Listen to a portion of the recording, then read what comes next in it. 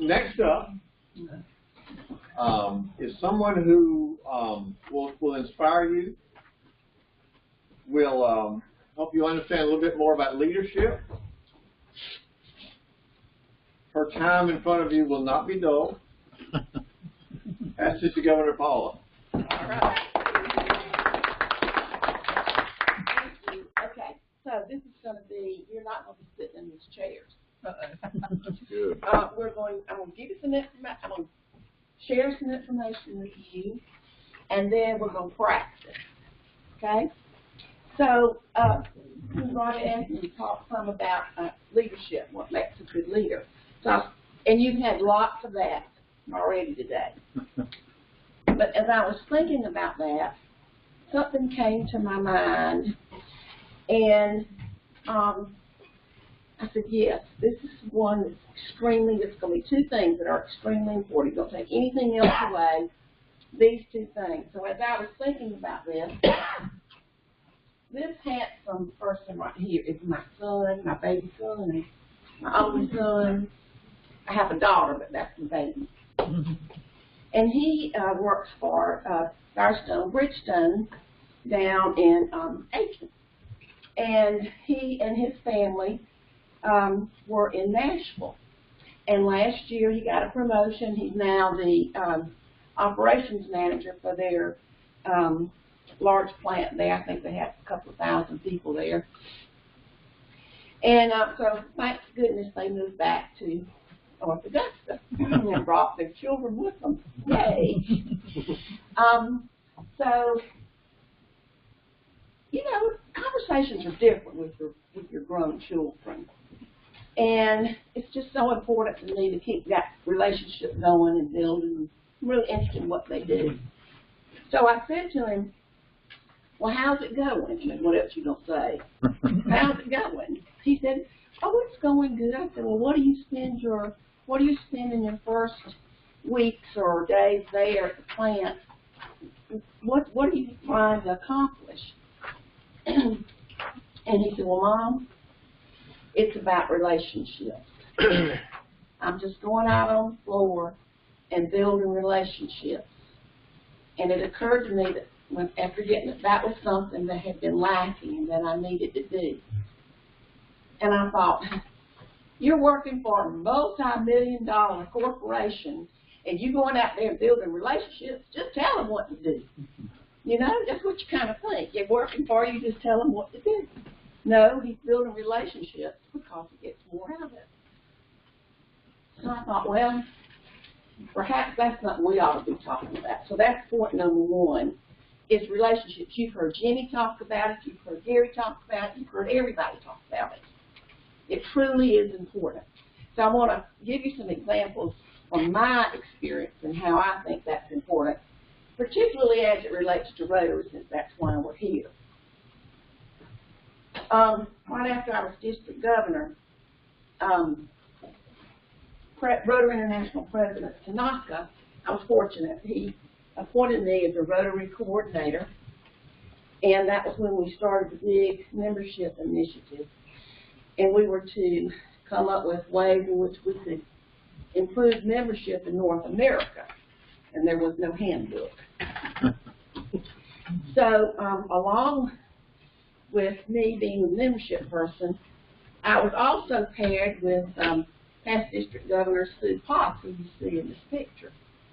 And I knew who she was, but I'd never spent any time with her. My perception was, she'd been doing this longer than me. She'd been a trainer.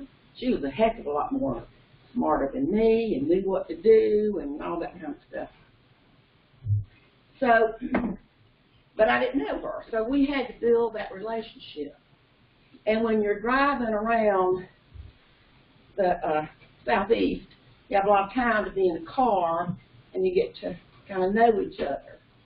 And there was this one time we were driving up to West Virginia, we were going through North Carolina, and I said, well, let's make plans to have dinner with this Rotarian that I knew. She said, okay, that'd be fine. She didn't say no. She didn't say, I don't like them. She didn't say anything. She said, okay. So we made arrangements. We were coming back. We stopped that day. We had dinner with this couple. We didn't get a word in edgewise in the entire dinner because all they did was talk about them and how great they were. We were just like knots on the wall. You ever had a dinner like that? We get back to the hotel. I sat down. She hadn't said a word. I sat down and said, well, that was a disaster. She said, I'm so glad you said that. Now, let me tell you. From now on, if we don't like something, we say it. Do we have an understanding? Yes, we have an understanding. We have built that relationship. So that's my point number one, how important that is. And there are lots of ways. There are lots of ways to do that. We've talked about some today, but in addition to that, it's active listening. We hadn't talked about active listening today. It's all about, listening to the other person and what they have to say. And I'll give you a story about that. I mentioned we went to West Virginia a good bit. West Virginia, the two districts in West Virginia, had a reputation of, well, you know those people in West Virginia, they just live in the mountains. They can't do much. Well, I'm here to tell you that is not the truth. Those are some of the finest people that I've met. They're some of the hardest working Rotarians I've met. They do some of the best global grants I've ever seen. Their goat man came and spoke to my Rotary Club. He went over and has a story, a fabulous story, about a young boy who came up to him in Ghana and said, Mister, will you buy me a goat? And he said, well, what you going to do with the goat? He said, I'm going to raise goats, and that's going to provide for his family. As a result of that conversation, by the time they left that trip in Ghana, within like a week, they had bought 30 goats. And they've gone back and they bought some more goats. That's somebody from West Virginia. So the people in West Virginia, so I got to know those folks. It was real important to get to know them. And once we built that relationship, I kept hearing them say, well, we need to work together, two districts. We need to work together. This could be two clubs. I'm just using district. This could be two clubs. Because, we try not to work together as clubs. Because mine's better than yours. And I do this and you don't do that. So that was some of that going on there too. But as we built our relationship, I could hear that they all had some things in common. They all really and truly wanted the same kind of thing. So one day at a meeting, I said, why don't we just sit down? And all of you district governors, all of you presidents, it would have been the same thing. They just have to be district governors. Let's get in a meeting and let's talk about the kind of things you want. So we sat around the table, and I said, okay, you take notes, and then we'll see where we go. But we need a note take. So they said, okay. So what do you guys want? What do you want to accomplish? And they said, we want to do this. Okay. How is that? What's that going to look like? So they started defining what everything was going to look like. By the time the deal was over, they had a plan of when they were going to have their pets, because they hadn't even planned that. They had a plan that they were going to do it together. They had a plan of who was going to be responsible for what. So they had some plans. I didn't do a thing. I did not do one thing except sit in that chair and ask them questions I was going to say, and did a follow-up question. And they're going to do the work. That's all you have to do, is just listen to what they're saying and then have them do the follow-up work. So, here's what I want to do. Have y'all ever told your Rotary story? You ever heard anybody ask you your Rotary story? Anybody ever told you we ought to be telling our Rotary story? I was reading a book called Talk Like Ted, you know, TED Talks, I saw one today. And one of the things they talk about in the very first chapters is the power of storytelling. And if you're not doing that, I would encourage you to do that. You're going to have more than one Rotary story. The one I told, and I tell this quite often because it's so important to me, and it's the reason I am a Rotarian. I come from a family of 3 girls, and I happen to be the oldest. My daddy was a Rotarian for 30-something years in the Rotary Club of Warren.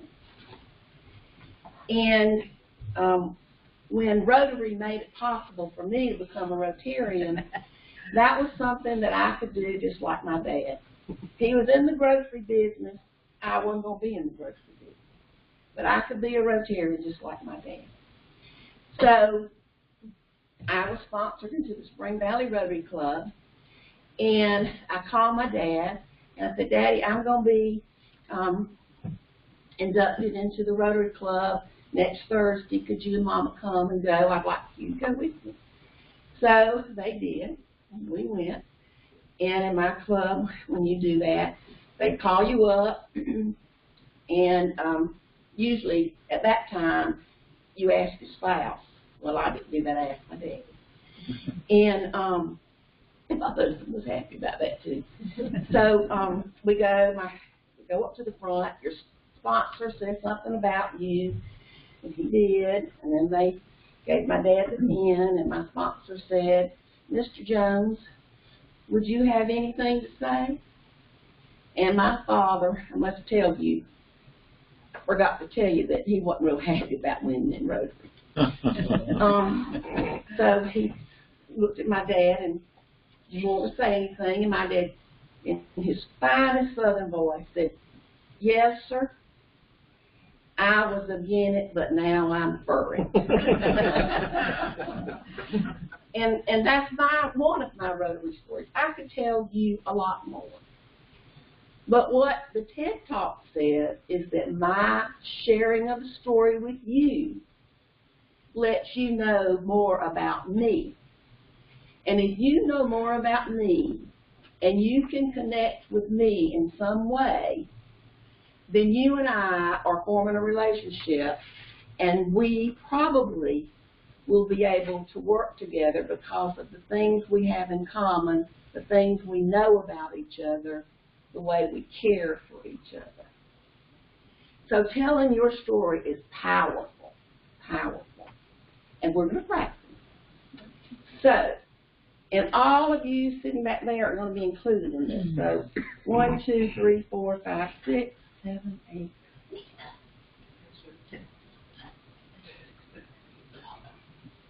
All right. Let's see. Rod, you don't have to. Because y'all the numbers off. Yeah, the numbers off. That's just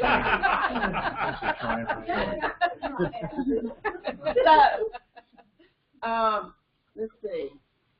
1, 2, 3, 4, 5, 6, 7, 8, 9, 10. Up to Sandy. I want y'all to stand up and come over here and form a line right here, looking that way. I have been through there. Okay. Did you learn anything? Oh, yeah. Oh, yeah. Let's find out. If I can remember it. We are a neurotic bunch. Yeah. Everyone has their own story. Yeah. Everyone has their own Yeah. Did anybody do 2 stories? Or Did it do it? Oh, yeah, I did you do got it? it. Yeah. Well, did you have trouble coming up with a story, or did it just flow?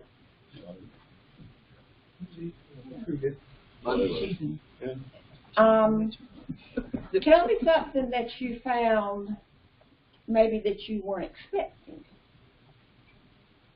Ahas. Mine I'll do mine, Paula, because it was Nancy, and I couldn't believe that Bernie didn't know she was getting into Rotary until he inducted her. I think that's pretty funny. I think that's a great story. And being inducted in a different club, too. I'd love to have been there for that one. Oh, that is a fabulous story. Yeah. Y'all were in the same club then? No. Oh, No, Sunset. I'm not in Sunset anymore, but Oh. I was in Sunset. Now I'm in family. Oh, yeah. Good, thank you. Anybody else?